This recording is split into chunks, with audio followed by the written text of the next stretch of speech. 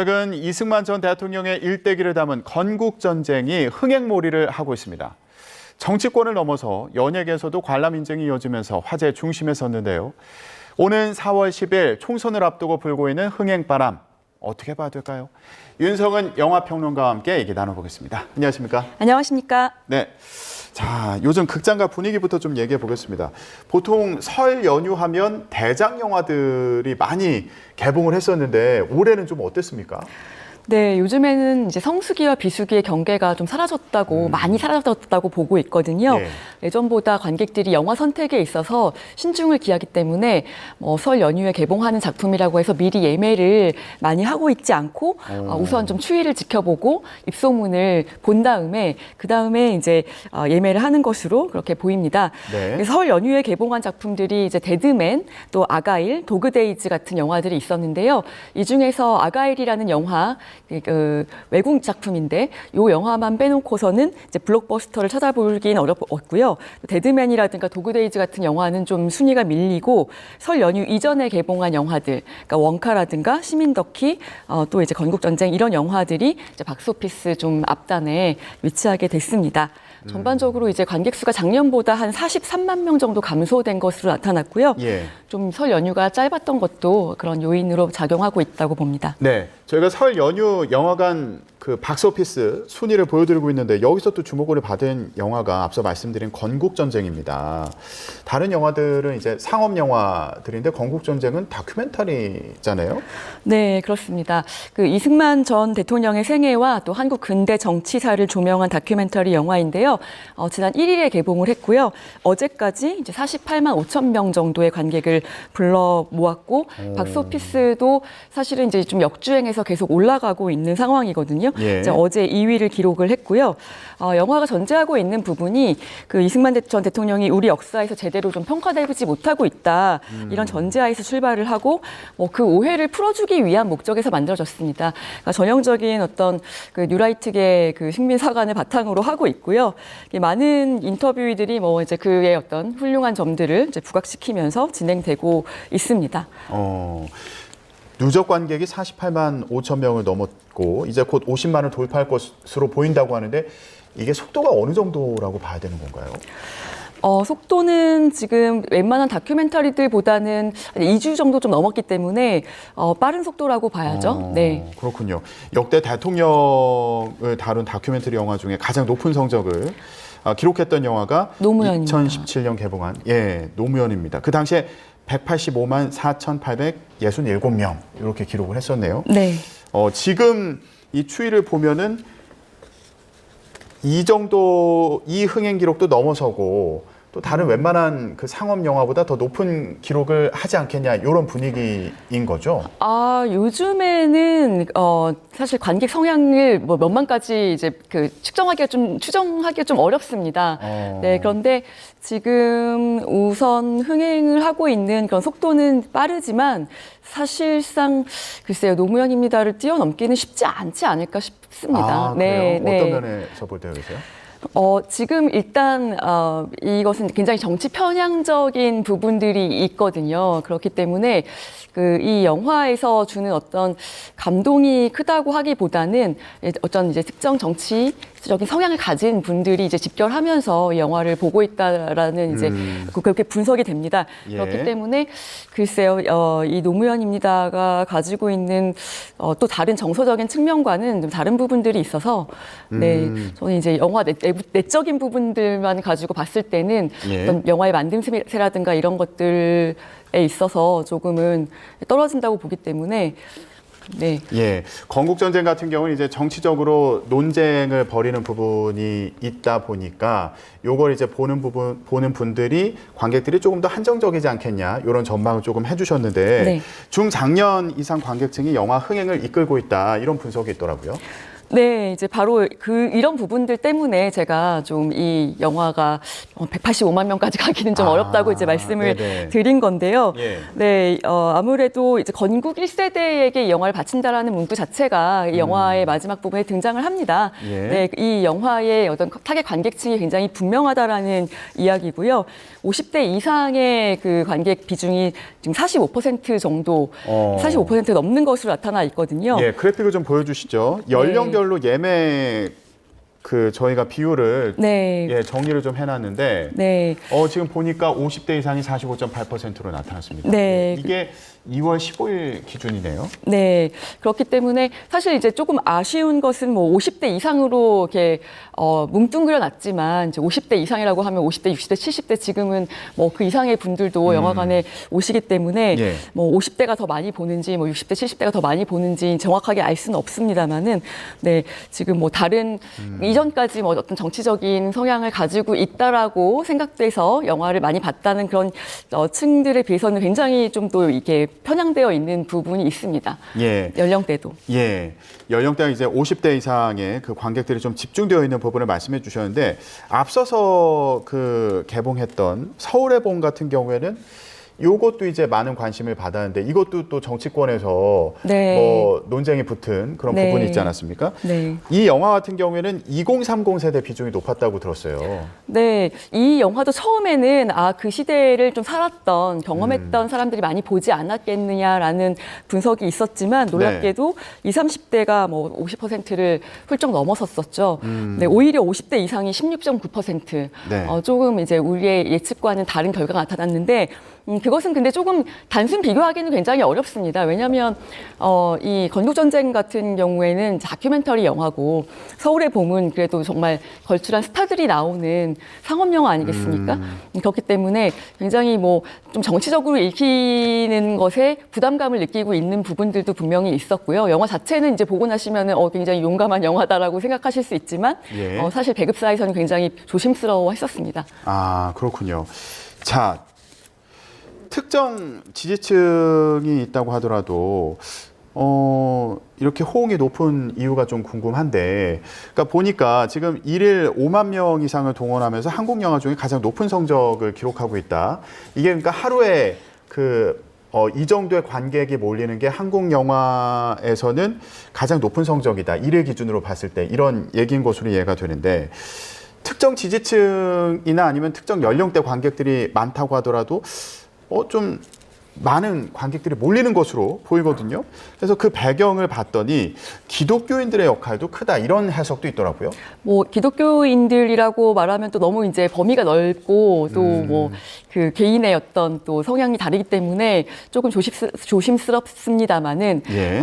아시다시피 이제 이승만 전 대통령이 뭐 독실한 기독교 신자고 아무래도 이제 미국에서 유학을 하던 당시부터 이제 교계와 굉장히 많은 인연을 맺어왔고 도움도 받았었기 때문에 많은 그 엔딩 크레딧이 올라갈 때 보면은 이제 제작에 도움을 준 어떤 개인이라든가 또 단체들이 많이 언급이 되는데요. 거기에 이제 많은 교회의 이름이 뜨더군요.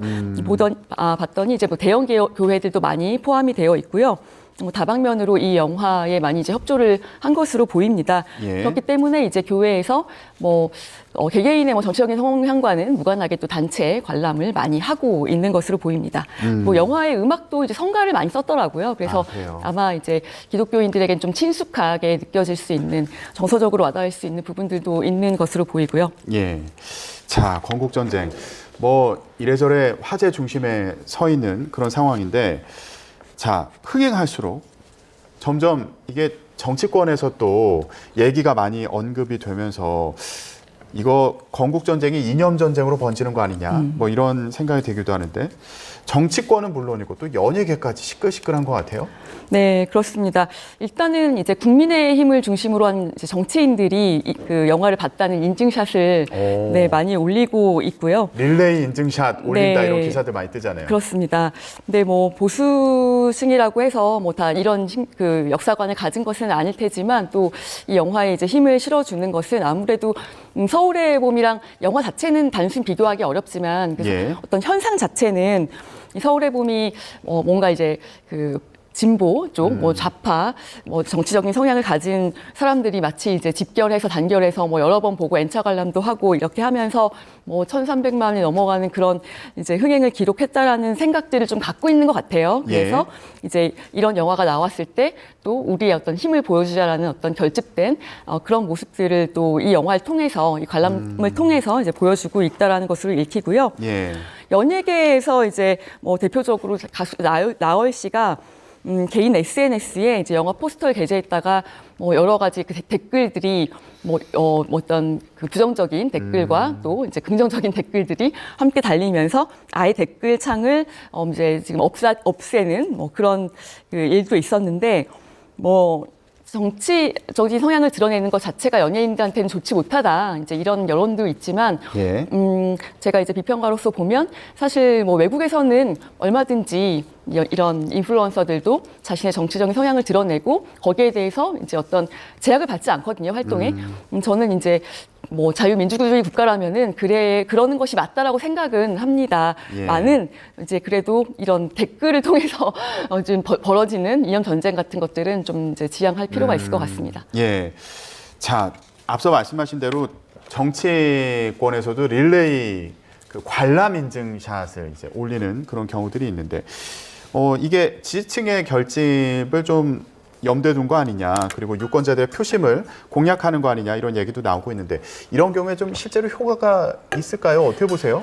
네, 그거는 확실히 이번 총선 결과를 좀 봐야지 알 수가 있을 것 같은데요. 뭐 부동표에 영향을 미칠 수는 있겠죠. 그런 가능성은 얼마든지 있다고 보는데, 왜냐하면 영화의 흥행이 또 이렇게 화제를 만들어주지 않습니까? 네, 그러나 그 실제적으로 그 투표 결과에 얼마나 영향을 미치는지에 대해서는 정확하게 집계를 할 수 있는 부분은 아니기 때문에요. 그렇죠. 네. 예. 알겠습니다. 그런데 뭐 실제로 얼마나 영향을 미치는지는 알 수 없지만 정치권에서는 뭐 이런 사례가 이번이 처음은 아니잖아요. 네. 이전에도 정치권의 영화 마케팅 사례들이 있지 않습니까? 대표적으로 어떤 영화들이 있었죠? 뭐 근현대사를 다룬 작품들이 등장할 때마다 조금씩의 어떤 정치권에서의 동요는 있었던 것 같습니다.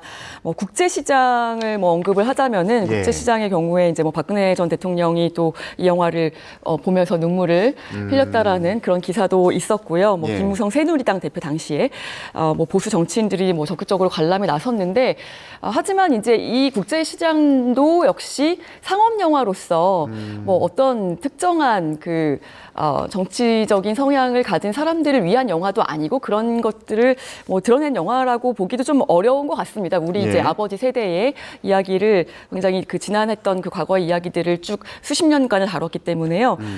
그렇기 때문에 이제 이런 영화들, 특히나 이제 상업 영화들 같은 경우에는 좀 마케팅이죠. 그야말로 정치인들의 마케팅적으로 이제 이용되는 그런 경향이 더 많다라고 볼 수가 있을 것 같아요. 예. 그러니까 이번 그 영화의 건국전쟁의 흥행과는 조금 결이 달랐던 것 같다. 네. 이건 상업 영화였고 지금 이제 다큐멘터리 영화의 측면도 있고 여러 가지 네. 면에서 볼 때 좀 차이가 있었던 것으로 보인다. 이렇게 또 설명을 해주셨습니다. 네. 앞으로 이게 건국전쟁이 얼마나 더 흥행할지도 궁금하고 그리고 실제로 그 총선에 영향을 미칠지 이것도 좀 두고 봐야겠네요. 예, 네. 확실히 알 수는 없겠습니다만. 그러나 이제 아마 영화를 만들고 또 개봉하는 측에서는 분명히 이제 총선을 겨냥하고 이 시점에 개봉을 했다라는 것만큼은 분명해 보입니다.